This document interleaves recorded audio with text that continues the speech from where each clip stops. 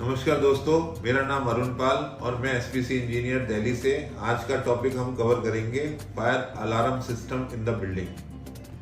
National building code के हिसाब से fire alarm system different buildings का, चाहे वो इंडस्ट्री हो, रेजिडेंशियल हो, होटल्स हो या कॉमर्शियल्स हो, फायर अलार्म सिस्टम लगाना जरूरी है। फायर अलार्म सिस्टम में आपने देखा होगा सीलिंग्स में लगे रहते हैं जिनको हम डिटेक्टर्स बोलते हैं, और आपने शायद ये भी देखा होगा जो डिफरेंट कैटेगरी के होते हैं जिसमें हूटर्स बोलते हैं और ये स्ट्रोब्स भी होते हैं। फायर अलार्म सिस्टम क्यों लगाया जाता है बिल्डिंग में? फायर अलार्म सिस्टम लगाने का मतलब है कि आपको अर्ली वार्निंग पता चले ताकि हम भयंकर आग से बच सकें। फायर अलार्म सिस्टम्स एक आवश्यकता है हर बिल्डिंग के अंदर। आपने 3 तरह के डिटेक्टर्स हैं। ये हीट डिटेक्टर्स होता है। ये हीट डिटेक्टर हम पार्किंग या हम किचन्स में लगाते हैं जिसमें ऑलरेडी टेम्परेचर होता है पर स्मोक नहीं होता है। दूसरे डिटेक्टर्स होते हैं स्मोक डिटेक्टर्स, जिनको हम सीलिंग में आपने देखा होगा ऐसे लगे होते हैं, इनको हम स्मोक डिटेक्टर्स बोलते हैं। ये सीलिंग के ऊपर भी लगते हैं जब स्लैब और फॉल सीलिंग की जगह 600 mm से ज्यादा होती है। फिर ये होते हैं multi criteria detector. Multi criteria detector थोड़े से महंगे हैं पर ये हीट और स्मोक दोनों में काम करते हैं।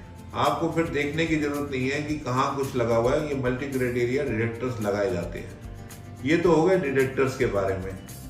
उसके अलावा इसकी जो वायरिंग होती है, ये सारी की सारी wiring fire alarm control panel से पहुंचती है और फायर अलार्म कंट्रोल पैनल ही कमांड देता है कि मुझे कैसे चलना है। इसके अलावा मैं आपको दिखाना चाहूंगा कि ये जो एचयू चल रहे होते हैं, जो एयर कंडीशनिंग चल रही होती है, उसके लिए ये डक्ट डिटेक्टर्स होते हैं जो डक्ट के अंदर लगते हैं, एचयूज के अंदर लग जाते हैं। इनको हम बोलते हैं डक्ट डिटेक्टर्स। डक्ट के अंदर रख दिए जाते हैं। जैसे ही कभी स्मोक आएगा वो स्मोक को ये सेंस करेगा और उसके बाद सिस्टम को, एचयू को ऑफ कर देगा। इसके अलावा जो इम्पोर्टेंट जो हमारे यहाँ सिस्टम्स होते हैं, ये 3-4 चीजें जो लगी होती हैं, ये आपने देखी होंगी पर आपको, आम आदमी को ये पता नहीं होगा कि क्या चीज है।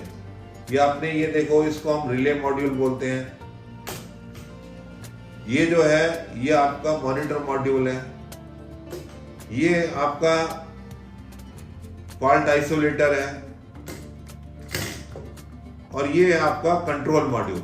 ये 4 इंपॉर्टेंट हैं जो वायरिंग के साथ कनेक्टेड होने चाहिए। इन सब का अलग अलग महत्व है। अगर आप इसको नहीं लगाते हो तो आपका सिस्टम्स में दिक्कत आती है।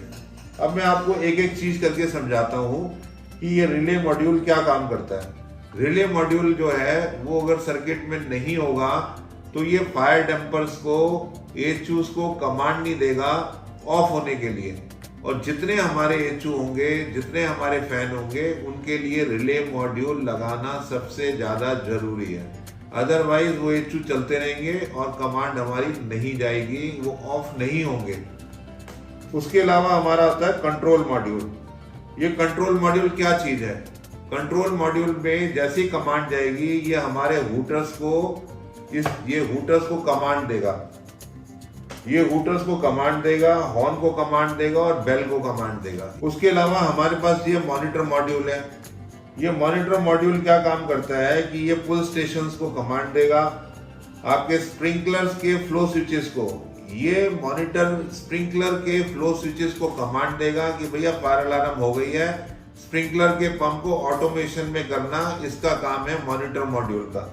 इसके अलावा एक आइसोलेटर मॉड्यूल होता है जो हम 15-20 डिटेक्टर्स इनके साथ जब वायरिंग हो रही होती है उसके साथ हम लगाते हैं ताकि कभी कोई फॉल्ट हो, एक डिटेक्टर काम नहीं कर रहा हो तो वो ना काम करे पर सिस्टम हमारा चलता रहे। दैट इज मोर इम्पोर्टेंट कि हमारा ये कंट्रोल मॉड्यूल काम कर रहा है।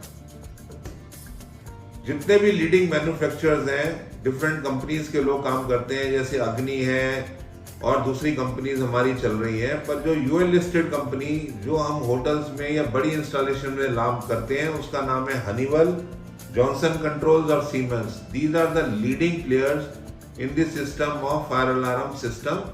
और अगले वीक में हम आपको किसी बिल्डिंग में लेके चलेंगे जिसमें दिखाएंगे कि वो एक्चुअली फायर अलार्म सिस्टम, क्योंकि पैनल तो हम ला नहीं पाए हैं, वो कैसे काम करते हैं उनको हम अगली वीडियो में आपको दिखाएंगे बिल्डिंग के अंदर जाके कि वो सिस्टम कैसे काम करते हैं, फायर अलार्म सिस्टम कैसे काम करता है।